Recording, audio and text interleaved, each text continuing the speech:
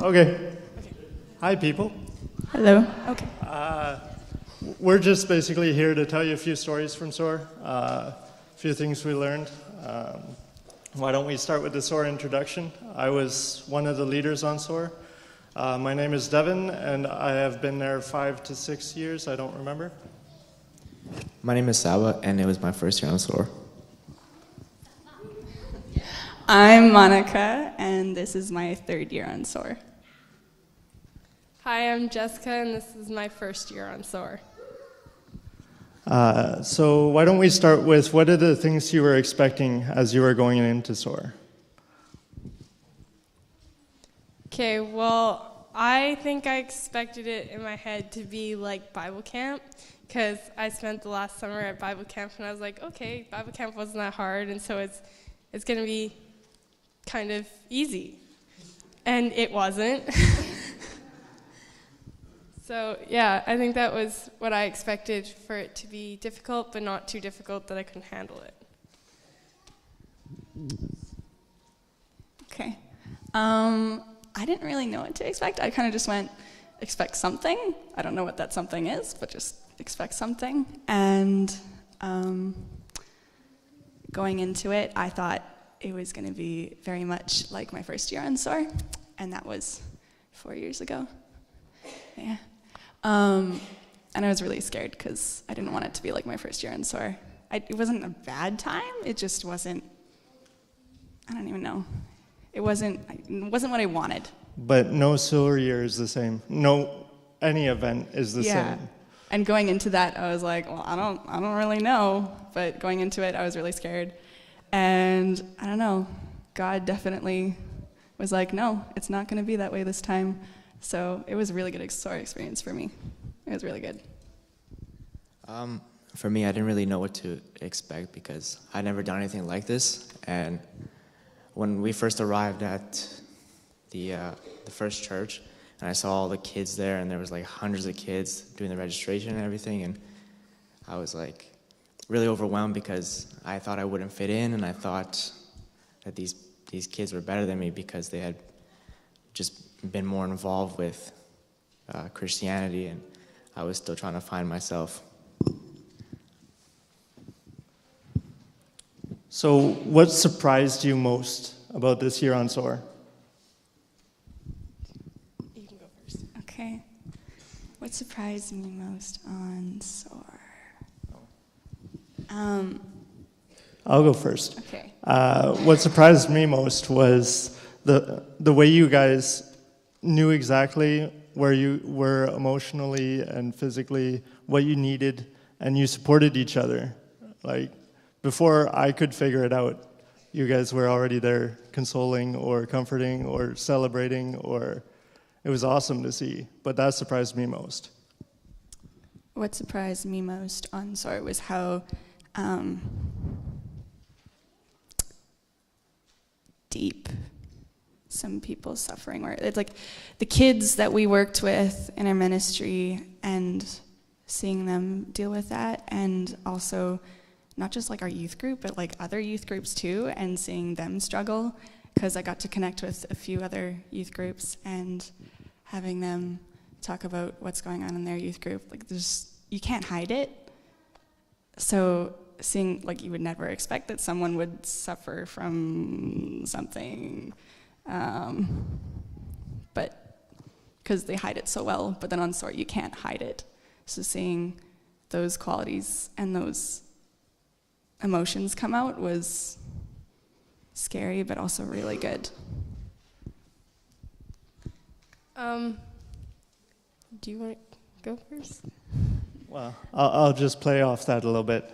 I know there were a few sessions where I was like actually brought to tears because I could feel like there was someone I knew that was hurting a lot. And so I actually went through the debate with God on this emotion that I'm not really good at emotions. So to feel empathy was my first surprise. But to actually feel this great loss that they were going through and how to come out of it, that was I mean, it was a great talk with God, but then it also helped me be a leader in that. And I mean, there were a lot of hurting people, but there were a lot of comforting people also. Yeah, and I'm just gonna like add on that. I don't know if any of you guys are like really emotional, but I'm a really emotional person. And I don't know if you've like ever like got to the point and you don't know why, but you just automatically start crying in front of a bunch of people and you're like, oh, this is embarrassing. On Soar, it wasn't that way. It was like if you had something that you had to cry about, you could cry about in front of everybody and it'd be okay because you could let those feelings show.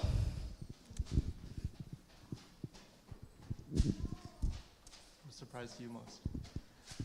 What surprised me most was how we're able to be exposed to these kids' lives, because before I had never really had an idea of what children in the North End, what they go through on a day-to-day basis. And like for example, I walked this girl home with one of the other youth from Newton, and it was a really long walk. It was really far from Living Word Temple, and to see like the areas we had to go through, and like in the home that she was staying at was really rough, and it really like it broke my heart because I'm really comfy in my home in St. James, and to see that they kind of what they go through it is really sad, and they go through this every single day, and we just got like a little portion of it through the 10 days that we were on Soar.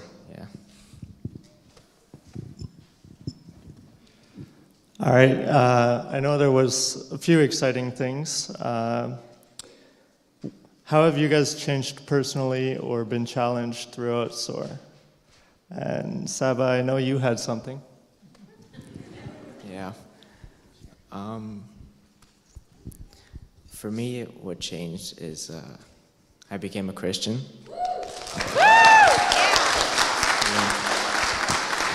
And yeah, it happened like almost like midway through, and then it was like life-changing. I actually felt God's presence throughout the whole week, and it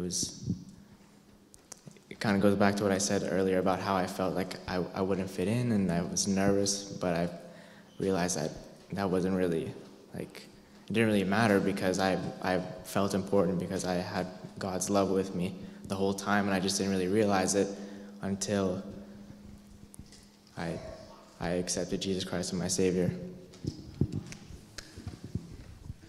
Okay, so the part that was probably the hardest for me was actually with the children, because I have a bunch of little cousins. They're all cute and fun, and you like go to the park with them, and it's really fun because I have like a whole bunch, and we just play. And it was different when you get put in the environment of the North End with a whole bunch of kids that are struggling.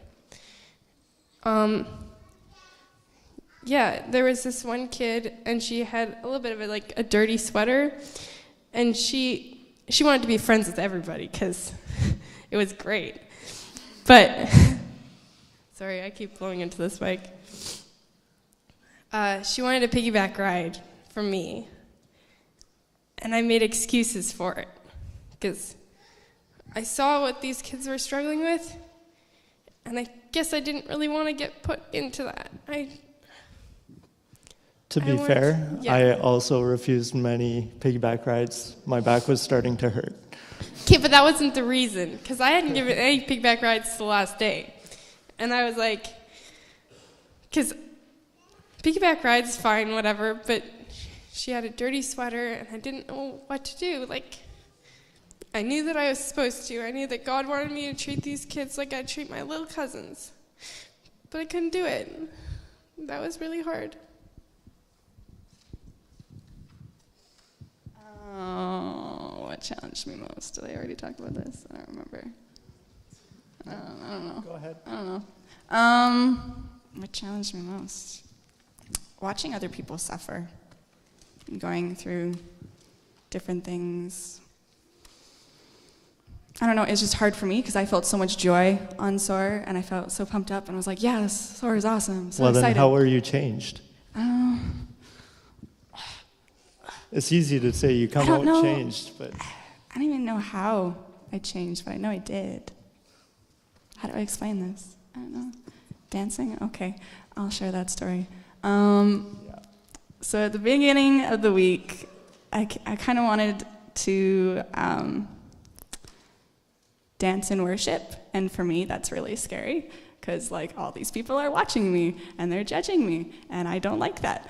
So going into Soar, I wanted to change that mindset, and I wanted to just freely worship and dance, because focused on technique instead of the emotional part. So through many people I talked to, and a lot of people encouraged me and showed me, well, think about this instead. Like, instead of before you go and dance, just stand there and go, hey, it doesn't matter what these people think of you, just go dance. Just for yourself, just go dance. Don't worry about what they're thinking, just do it. I'm like, okay. So Thursday night, I think, was when I started, and I was just kind of in the aisles, and I'm like, okay, yeah. And I couldn't really, because it's a small space, and I don't want to fall because it's on a slant.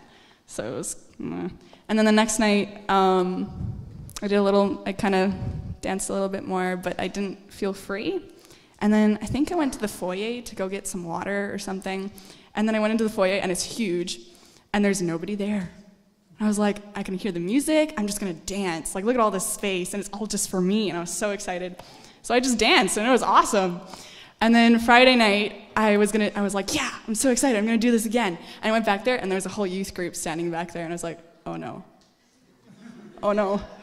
And I was like, you know what, it doesn't matter what they think, I'm just gonna go dance. So I did, and I just went for it, and I was just dancing, having a good time, and then I stopped because I ran out of water and I was exhausted and tired, and I was like, hey, I gotta take a break.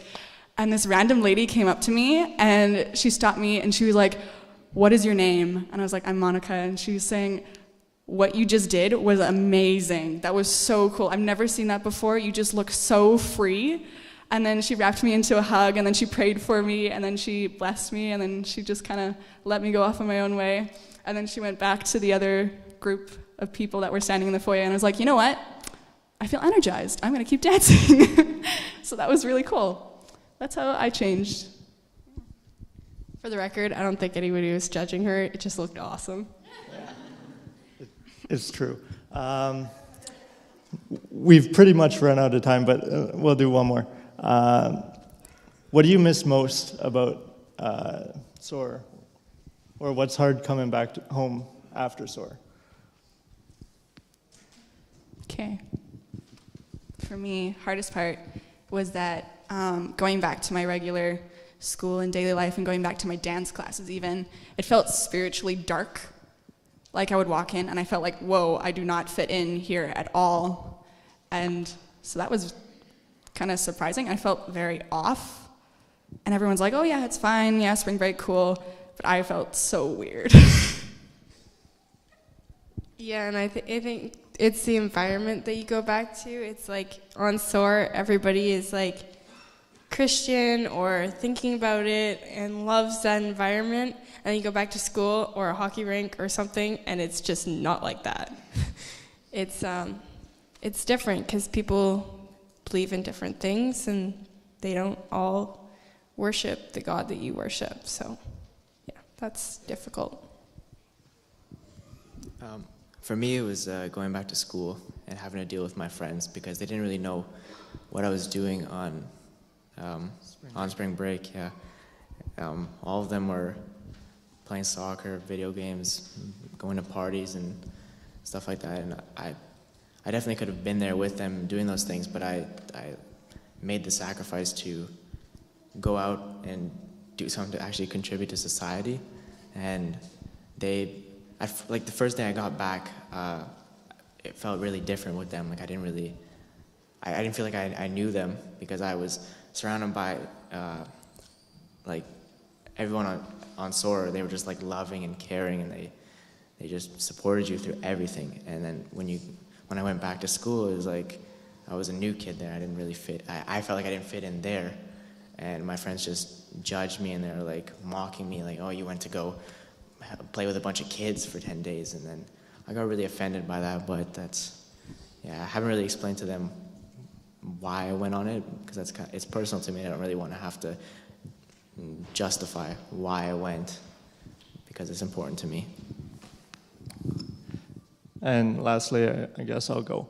I guess the hardest thing coming back home was the fact that everything you did on SOAR was centered or pointing you towards God. And so now I come home, I'm working 56 hours a week, and those jobs are just, you do the job, you go home. You can't really talk about God or you'll get fired. And then you come home and you just want to rest because you're tired. And so then you don't spend time with God there. And so hardest thing is actually making time for God amidst the tiredness. But SOAR is fun. Volunteer.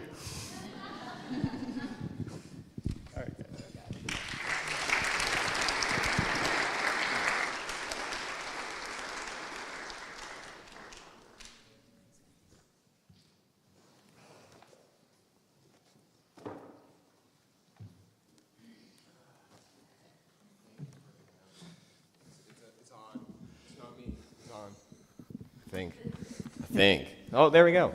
Okay. Hi. I think I don't need to introduce myself. I think that's... I do? Oh, wow. Now I have to remember my name. I'm Davis. I have been at this church for as long as I can remember. And this year I went on SOAR for my third time. So I'm going to talk to you a little bit about just how SOAR has changed me from my first year to my third. So, first, let's go start at the beginning. First year, first theme, Inside Out. It never really clicked with me what Inside Out meant. Like, my shirt, no. My actions, possibly. And then I started thinking about it. All the stuff that I felt, the stuff that I knew about God, it was in here. But I never really knew how to bring it out. I never knew how to fold it inside out. So that's something that started changing me right off the bat. Another things, we had a different leader. It wasn't Terry. He decided to go on the take flight team. It was actually John. So that was different right there. Another thing was, it was just Westwood. Newton wasn't there yet. So it was already a tight-knit group as it was for me. I was comfortable. I felt, yeah, this is fun. The music was great. I was into it all the time. Now that we get to our second year, that was greater. It's lots being greater, helping ourselves and others to make everything greater. Now this one is a bit different because we had Newton. We were at a different place for sleeping, which might seem weird, but we were at Fort Garry Mennonite Brethren for our sessions. And our sleeping church was half an hour away, which really seems like it would stink. But the cool thing was that for that half an hour drive, even though we were late for absolutely everything, it really helped allow us to bond. And I think if you ask just about anyone that was there last year, they'd agree. Another thing, as I go back to my notes, so just like the first year, we were at IRCOM. And we've talked a little about it. It's Immigrant Refugee Community Organization of Manitoba.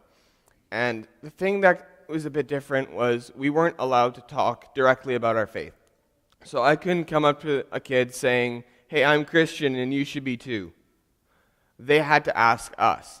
So it was hard for that connect. But one thing that I really found during that was on the first day when we were running around and playing, I had jumped off the structure because I was chasing kids around, and I'd actually done something to my ankle. And I fell asleep on the bus when we were heading back to Fort Garry, and I woke up and I couldn't walk. Don't know why. So I pull out my phone, text Josh, hey, come help me, I can't walk.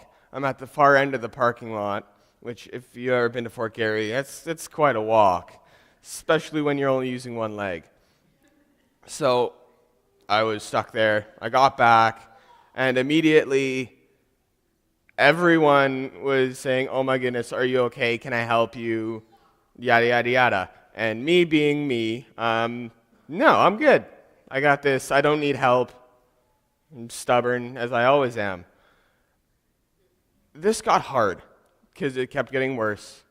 And it really helped me to open up to what God wanted me to do. So then, now we move to my third year, Murmur. This year was strange, very strange. As I've said with the first 2 years, the music was always nice. I was always into it and really connected. But for the first 5, 6 days, I wasn't into it. I was standing and watching everyone dance and have fun, and I was standing there saying, "What am I doing here? I don't understand. Yeah, it's fun. Yeah, sure, but I'm standing here like this, saying, yeah, we're singing. Yeah, woohoo. There's nothing really that I can do."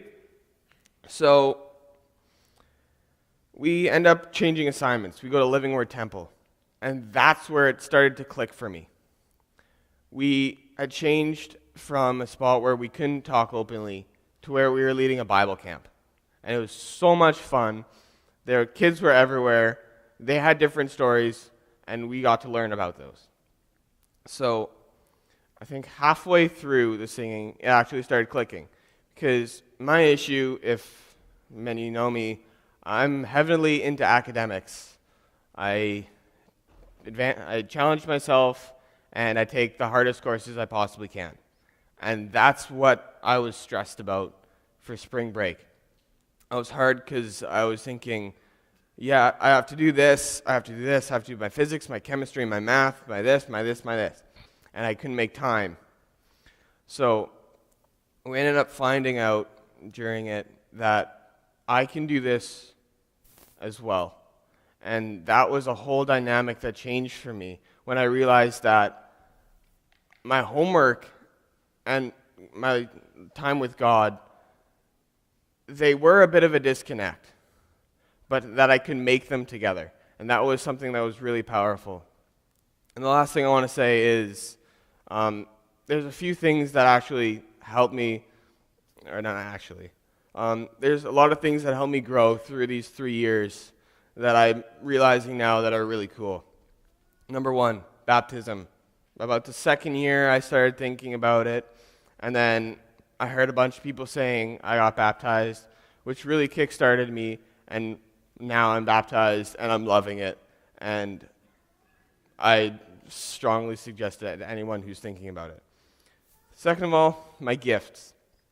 I was told my first year that by one really good friend, these are the gifts that God's told me that you have. And through the 3 years, that's what I've been using, like discipleship, stuff like that, where I'm helping other people and I'm bringing them towards God myself. And last of all, the inner city and the people there, they always seem a bit, I'm going to use my terms, sketchy. It may seem a bit weird, but it really helped me find how those people are really the cool examples about how God wants to treat others. Not all of them, that happens. But there's a lot of people there that we saw and that we got to talk with that really show how cool God is and the things that they do in everyone's lives. Thank you.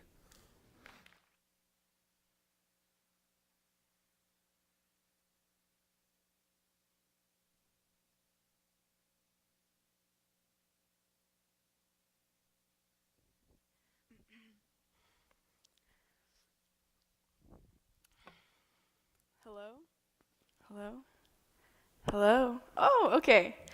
Thank you, Davis. So today, I'm going to start off with a little story for our sermon. So a few years ago, a 24-year-old boy seeing out the train's window shouted, "Dad, look, the trees are going behind us." As his dad smiled, a young couple sitting nearby looked at the 24-year-old's childish behavior with pity when suddenly he exclaimed again, "Dad, look, the clouds are running with us." The couple couldn't resist and said to the old man, "Why don't you take your son to see a really good doctor?" The old man smiled and said, "I did, and we're just coming back from the hospital. My son was blind from birth, and he got his eyes today." So this is a really cute story to start off our sermon today. And the sermon is about how on Soar I learned to withhold negative judgment because I never know how someone's life is and what they're going through. So for 10 days, we had the opportunity to dig deep into Winnipeg's culture and atmosphere. And downtown, it's not always a suburban paradise that we live in. So there are a lot of rundown houses, there's so much garbage lining the streets, and there's a lot more homeless people. So my first reaction in these situations is to judge, and that's a negative judgment. So 1 Peter 3 verse 8 says, "Finally, all of you, live in harmony with one another, be sympathetic, love as brothers, be compassionate and humble." So my initial thoughts when I see people in these areas is to avoid them. They might seem dirty or scary, but this is the perfect opportunity to learn about them and understand what they're going through. So this year we were at Living Word Temple in the North End. So we did a VBS program with the kids. And a lot of the kids here struggle and they have a really rough background. So I'm going to talk about Jessica's story a little bit. She kind of talked about it, but I'll tell it again. So Jessica had bonded with this girl. And every day she would ask for piggybacks. And so I know Jessica had a hard time saying yes because this girl wasn't hygienic, and she wore the same clothes every day. And so I understand how Jessica felt in this situation. I don't know if I'd want to give piggybacks either. It's hard seeing these kids without proper hygiene, and it's a lot harder to want to let them touch you and be all over you. But I know after talking to Terry about these difficulties, he explained how she probably didn't have very many clothes and how her parents probably weren't around to help her. So sometimes we don't recognize how blessed we are. So when people don't have as much as us, we judge them against our own standard of living. I have another story. Actually, Saba kind of talked about it a little bit. So every day he would walk this same girl home. It was in the middle of the week. He was tired. He didn't want to stay for very long. He wanted to just drop her off and go. So then when they were at her house, she started crying and she said that she really didn't want to go home. And he realized how broken her home life was and how hurt she was. So he pushed past his own selfish desires and he made her laugh and loved her. And he even got on the ground and did the worm. So good job. So not that you judge her in this situation, but it's another example of how we don't know what people are going through in their lives. So the parable of the Good Samaritan is a really good example of my sermon today. So I will start. It is Luke 25 to 37. So on one occasion, an expert in the law stood up to test Jesus. "Teacher," he asked, "what must I do to inherit eternal life?" "What is written in the law?" he replied. "How do you read it?" He answered, "Love the Lord your God with all your heart and with all your soul and with all your strength and with all your mind, and love your neighbor as yourself." "You have answered correctly," Jesus replied. "Do this and you will live." But he wanted to justify himself, so he asked Jesus, "And who is my neighbor?" In reply, Jesus said, "A man was going down from Jerusalem to Jericho when he fell into the hands of robbers. They stripped him of his clothes, beat him, and went away, leaving him half dead. A priest happened to be going down the same road, and when he saw the man, he passed by on the other side. So too a Levite, when he came to the place and saw him, he passed on the other side. But the Samaritan, as he traveled, came where the man was, and when he saw him, he took pity on him. He went to him and bandaged his wounds, pouring on oil and wine. Then he put the man on his own donkey, took him to an inn, and took care of him. The next day he took out 2 silver coins and gave them to the innkeeper. 'Look after him,' he said, 'and when I return, I will reimburse you for any extra expense you may have.' Which of these 3 do you think was the neighbor to the man who fell into the hands of robbers?" The expert in the law replied, "The one who had mercy on him." Jesus told him, "Go and do likewise." So the traveler was robbed. He was beaten and left to die. The priest and the Levite both passed him by.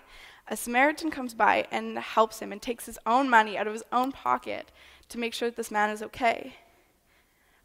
So in this time, Samaritans were despised by the Jews. They were considered lowly and not important in society. However, the Samaritan proves them wrong by helping the man. This actually relates really well to the Aboriginals and others living in the North End. Some of the similarities would be that they are constantly judged. They are looked down upon. They're treated as lesser than others. And in many cases, they're not respected. So this is us judging them before we know them. We cannot generalize Samaritans nor Aboriginals because they have the ability to love and care for others, just like in this parable. A really good story of my own that I have reminds me of this parable. So one of the days there was a food bank, and the kids went over to the school, and I stayed to take some videos of the food bank. So there was lots of people coming through. I got to talk to a lot of people, and I got to learn some new stories. And at one point, there was a woman who was having a hard time because she had a full bag and she couldn't bring it up the stairs. So a few people would pass her by, but one man offered to help. I was really excited because I thought, hey, I could use this in my sermon. And then when I explained it to my dad, I described the man looking like a serial killer. And so all of a sudden he called me out, and I felt really dumb because I realized how easily I had judged this man from his appearances. So on Soar, Janelle talked about how we tend to one-story people. We use the story society has built for us. We use things like appearances, race, and areas people live in. This is the only story we know, and usually we keep it that way. For this man at the food bank, if I hadn't seen him do this kind act, I would have based his story on his appearances forever.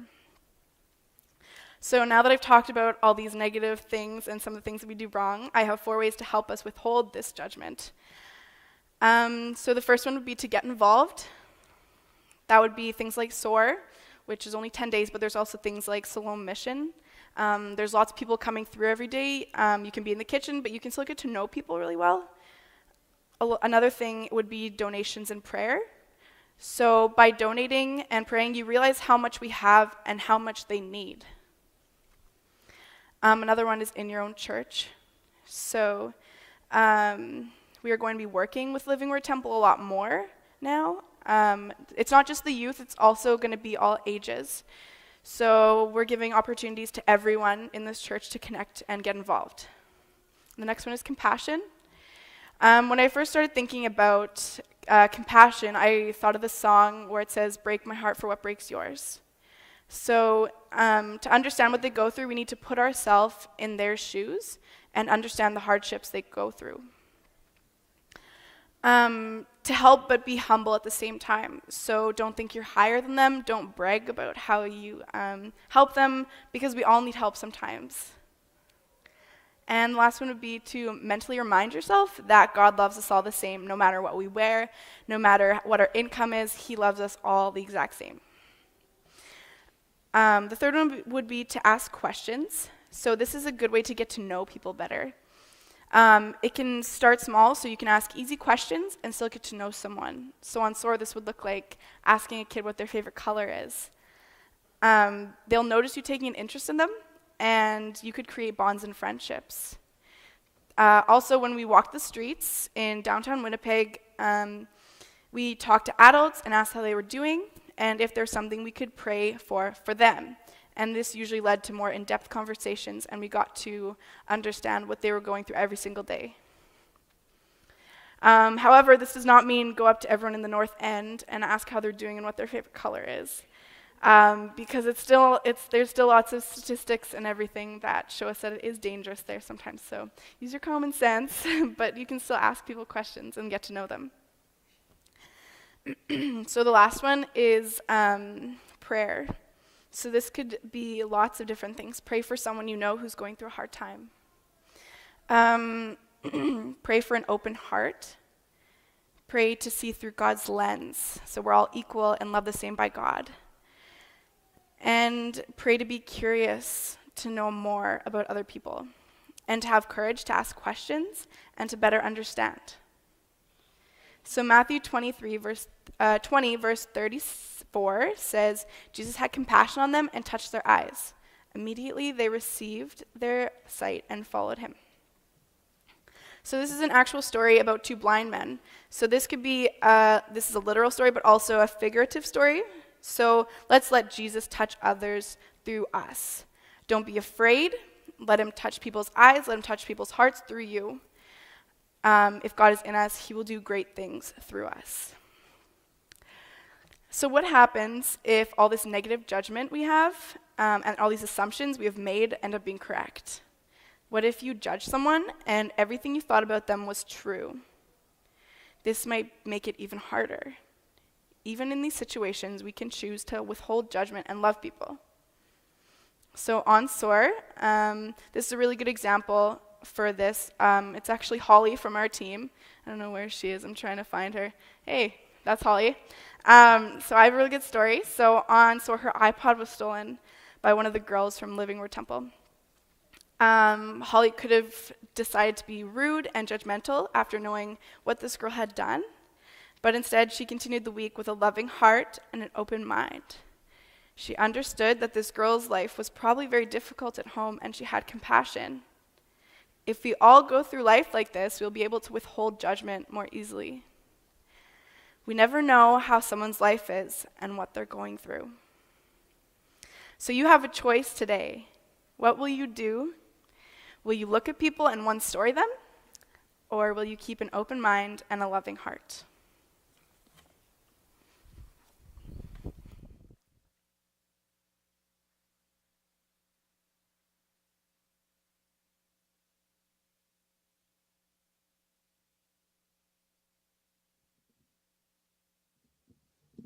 I'm going to step the rest of my team. As well as being an excellent speaker and obviously learning a lot, on Soar Heartland they have a media team, which is students from each team are invited in to take film and learn more about what media does. And through that, Michaela also created a video that we're going to almost end with.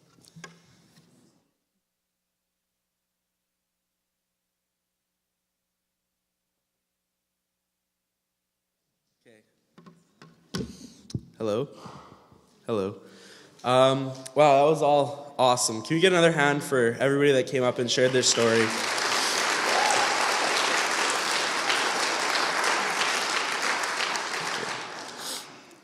So just some final words. The peace of God, which passeth all understanding, shall keep your hearts and minds through Jesus Christ. May you live in peace.